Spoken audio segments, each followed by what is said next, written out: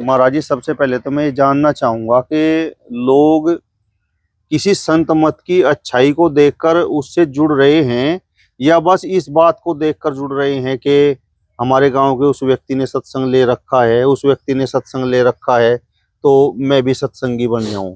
देखो, हर स्थान पर हर तरह के लोग होते हैं। बहुत सारे लोग हैं जो कि शिक्षाओं से प्रभावित होकर के जुड़ रहे हैं। बहुत सारे लोग हैं जो कि भेड़ चाल से जुड़ रहे हैं।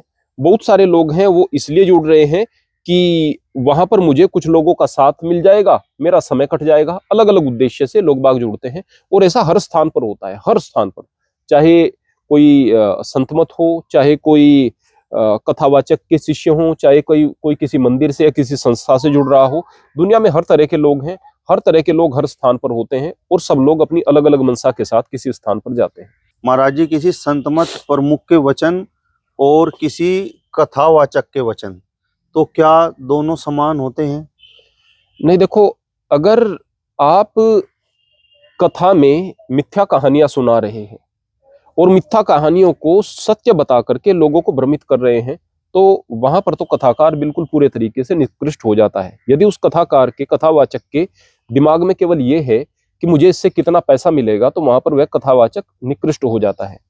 ठीक ऐसे ही जो संत मत का किसी भी गुरु है, उसके मन में केवल अपनी संगत जोड़ना, अपना आकार बढ़ाना अगर उसके पीछे उद्देश्य है, तो फिर वो चीजें गलत हो जाती हैं।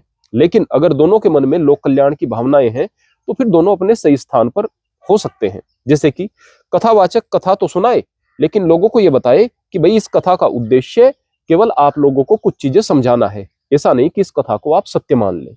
यानी उस कथा के साथ जोड़ करके लोगों को जो है अंधविश्वासी न बनाए, उस कथा के माध्यम से शिक्षा लोगों को दे, तो कथावाचक सही हो सकता है।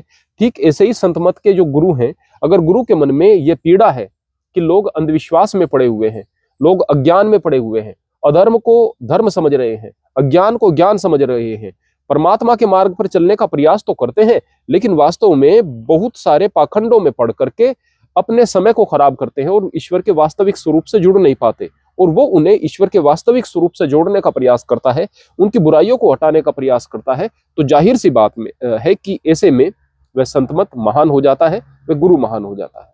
महाराज जी, वर्तमान समय में आपको क्या लगता है कि अगर कोई कथावाचक या फिर कोई संत मत प्रमुख अपनी शिक्षाओं में, अपने प्रवचनों में अंधविश्वास जोड़ दे या थोड़ा सा पाखंड कर दे, वहां पर लोग ज्यादा जुड़ते हैं, या फिर जो बिल्कुल सही तरीके से परमात्मा के बारे में बता रहे हैं, परमात्मा से मिलन का रास्ता बता रहे हैं और किसी प्रकार का कोई पाखंड नहीं, अंधविश्वास नहीं है, तो वहां पर लोग ज्यादा जुड़ते हैं? अगर आप पूरे तरीके से, जो गुरु जानता है ना, वो सब कुछ लोगों को बताना शुरू कर दे और उस सच्चाई को जो का त्यों बताना शुरू कर दे, तो उससे कोई नहीं जुड़ेगा। अब गुरु को यह बात सोचनी पड़ती है कि लोगों को किस भाषा में और किस तरीके से चीजों को समझाना है कि ये जुड़े भी रहें और इन तक मैं सच्चाई भी पहुंचा दूं। इसलिए बिल्कुल सत्य को, कोरे सत्य को, नंगे सत्य को तो गुरु भी शिष्य को नहीं बता सकता। इसलिए नहीं बता सकता कि उसको हजम करने के लिए, उसको सुनने के लिए न लोगों के पास क्षमता है, न लोगों के पास धैर्य है, और ना ही लोग फिर उसको पसंद करते हैं, लोगों को अरुचिकर लगेगी। लेकिन अगर गुरु कुछ चीजें मिला तो रहा है, लेकिन वो चीजें मिला रहा है जिससे कि कुछ नुकसान नहीं हो रहा, हाँ, बस वो चीजें आसान होकर लोगों के पास में जा रही हैं, तो वहां तक भी बात ठीक है। जैसे कि एक गृहिणी आटा बनाती है, आटे में पानी मिलाती है ना, पानी मिला करके वो आटा गूंथती है, रोटी बन जाती है। लेकिन हमने देखा कि एक ढाबे के सामने एक व्यक्ति आटा गूंथ रहा है और बराबर में नाली से पानी लेकर के उसमें डाल रहा है। अब वो गलत हो गया ना, आटा तो बनाना था, पानी तो डालना था, लेकिन पानी तो साफ डालते। अब वो पानी गंदा डाल दिया, वो खाना खाने का नहीं रहा, बिल्कुल गटर का पानी डाल करके वो बना रहा है, बस उनको इस बात से फिक्र ही नहीं है कि किसी को क्या देना है। अब अगर उस गृहिणी के मन में यह जिज्ञासा हो, यह इच्छा हो कि देखो भाई, मुझे यहाँ पर यह खाना बनाना तो है, पर कम से कम साफ सुथरा जाए, ये तो मजबूरी है, पानी मिलाना पड़ेगा। तो बहुत सारे, मैं स्पष्ट रूप से बता दूं कि बहुत सारे संत मत ऐसे हैं जो कि साफ पानी मिला करके चीजों को ग्रहण करने योग्य करके लोगों को देते हैं। वहां तक बातें ठीक है। और अगर बहुत ज्यादा चीजें गलत मिलाई जा रही हैं, ये सोचे बगैर कि आगे परिणाम क्या होगा, तो वो इसी तरह के होंगे जिस तरह की मिलावट आज की तारीख में खाने में भी चल रही है और ज्ञान में भी चल रही है। मतलब कुछ संत मत और कुछ कथावाचक आपकी नजरों में ऐसे हैं जो पाखंड और अंधविश्वास से लोगों को जोड़ रहे हैं। जी हाँ, जी हाँ, बिल्कुल ऐसे हैं। क्योंकि अभी दूध बेचने वाले कुछ लोग थे, एक खरीदने वाले ने कहा कि देखो भैया आप इसमें पानी मिला लेना, लेकिन साफ मिलाना। हमें पता है कि तुम मिलाएगा, लेकिन साफ मिलाना, गंदा मत मिलाना। लेकिन लोगों को हमने देखा है कि वो तालाब का, पोखर का पानी जो दूधिया थे वो दूध में मिलाते थे। उससे पूछें कि ये क्यों मिलाते हैं आप, कि ये लैक्टोमीटर में नहीं आता। शुद्ध पानी लैक्टोमीटर होता है शायद वो नापने का, उसका लैक्टोमीटर ही उसका शायद नाम होता है, कि उसमें आ जाता है ये पानी नहीं आता है। ये जो गंदेला सा पानी होता है ये उसमें आता नहीं है। ये कुछ इस प्रकार के गुण रखता है, डेंसिटी भी उसकी ज्यादा रहती है। तो कुल मिलाकर के ये कि अपने स्वार्थ के लिए अगर गलत चीजें मिला करके दी जा रही हैं तो वो गलत है ना। ठीक ऐसे ही कुछ कथावाचकों को मैं देखता हूं कि भीड़ इकट्ठा करने के चक्कर में, क्योंकि उनके पास में, उनकी दुकान में कुछ सौदा तो है नहीं, अब वो पाखंड ही पाखंड बेच रहे हैं और वो पाखंड उनका बिक भी रहा है। अब उसको बेचने के चक्कर में वो गलत चीजें लोगों को परोस रहे हैं, ये चीजें गलत हो जाती है। महाराज जी, अब मैं आपसे ये जानना चाहता हूँ कि सत्संग क्या होता है। सबसे पहले मैं बता दूं कि यदि आप सीधे सीधे सोचेंगे तो पता चलेगा कि सत्संग का मतलब सच का संग नहीं। नहीं, ये पूरा सच बात नहीं है। केवल सच का संग होने से ही जो है सत्संग नहीं होता।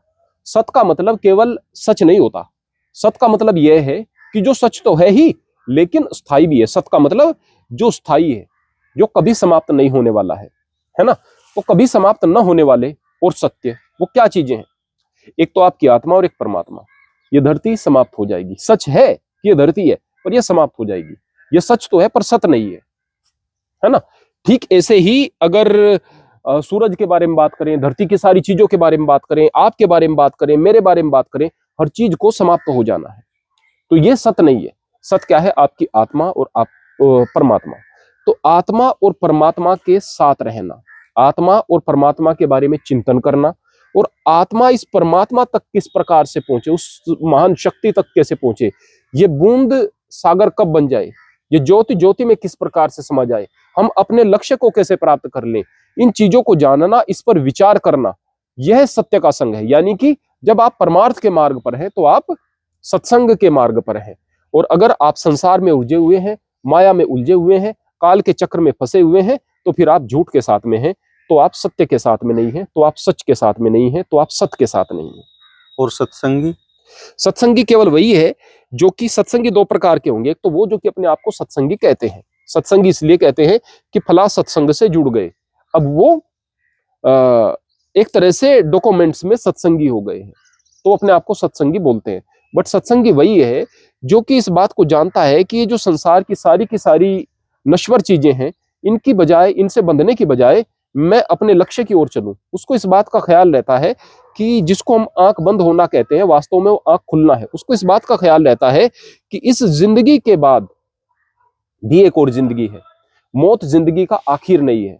तो जो इस बात को जानता है और अपने गुरु के बताए गए मार्ग का अनुसरण करते हुए साधना पर आगे बढ़ता है, भजन सुमिरन को अपना पक्का करता है, वो असली सत्संगी होता है।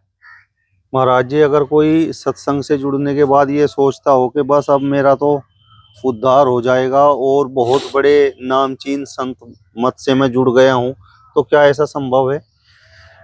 ऐसा तो अक्सर होता है, अक्सर लोग बाग इस प्रकार की चीजें सोचते हैं। लेकिन भगवान कृष्ण तो सदैव कहते हैं कि आपको आपके कर्म का मिलेगा। श्रीमद् भगवद गीता भी यही कहती है कि आपको आपके कर्म का मिलेगा।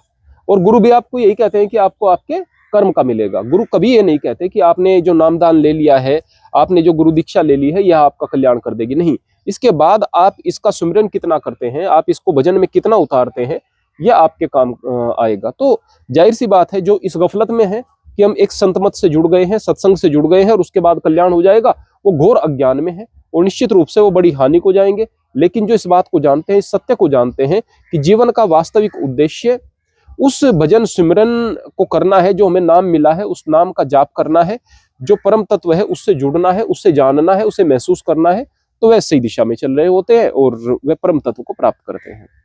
परमात्मा से मिलन के लिए नाम बहुत जरूरी है और उस नाम का जप करना बहुत जरूरी है।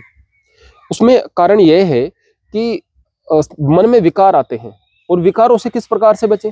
श्रीमद् भगवद गीता में भगवान कृष्ण कहते हैं यथा संगर्ते चायम कुर्मो अंगानीव सर्वस्य इंद्रियाणि इंद्रियार्थे व्यस्तस्य प्रज्ञा प्रतिष्ठिता, कि जिस प्रकार कछुआ जो है ना अपने अंगों को कवच में समेट लेता है, फिर उसे किसी चीज का खतरा नहीं रहता। वैसे उसके अंग बाहर रहे तो नर्म है, कोई भी खा जाएगा। तो ठीक ऐसे ही एक भक्त जो होगा वो परमात्मा के नाम में अपने आप को समेट लेगा। जब संसार के विषय, वासनाएं, काम, ये सारी की सारी चीजें उस पर आकर के हमला करेंगी तो वो तो उनसे परास्त हो जाएगा, हार जाएगा। लेकिन जब वो प्रभु नाम के कवच में अपने आप को समेट लेगा तो फिर उसे किसी चीज का खतरा नहीं है। तो बगैर भजन सुमिरन के, बगैर नाम जाप के एक व्यक्ति बुराइयों से बच ही नहीं सकता, वह परम तत्व को प्राप्त कर ही नहीं सकता है।